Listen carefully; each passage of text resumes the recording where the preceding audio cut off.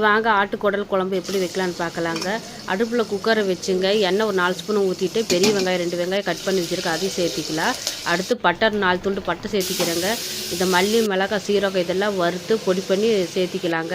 அதையும் ஒரு பிரட்டிக்கலாங்க போட்டுங்க.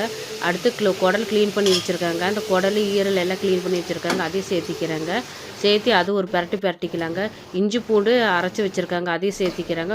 உப்பு தேவையான அளவுக்கு போட்டு நல்லா கலந்து விட்டுக்கலாங்க. கலந்து விட்டு இன்னும் கொஞ்சம் மசாலாவை போட்டுக்கலாங்க. நான் பொடி பண்ணி வச்ச மசாலாவே கொஞ்சம் சேர்த்திக்கலாங்க. டேஸ்ட் நல்லா இருக்குங்க. பாருங்கள், இந்த மசாலா தாங்க பொடி பண்ணி வச்சுருக்கேன், அதையும் சேர்த்திக்கிற பாருங்கள். சேர்த்து நல்லா கலந்து விட்டுக்கலாங்க. பாருங்கள், இப்போ கொதி வருது பாருங்கள். விசில் விட்டுக்கலாங்க. ஒரு 3 விசில் அல்ல 4 விசில் விட்டுக்கலாங்க. நல்லா வெந்து வந்துருச்சு பாருங்கள். கிரேவி ரெடி ஆகிடுச்சு பாருங்கள். மல்லித்தலை தூவிக்கலாங்க. மல்லித்தலை தூவி கிளறி விட்டு அடுப்பு ஆஃப் பண்ணிக்கலாங்க. நம்மளுக்கு சூடான இட்லி தோசைக்கு சாதத்துக்கு ரொம்ப நல்லா இருக்குங்க. சாப்பிட்லாங்க. ரொம்ப டேஸ்ட்டாக இருக்குங்க. நீங்களும் உங்கள் வீட்டில் ட்ரை பண்ணி பாருங்கள்.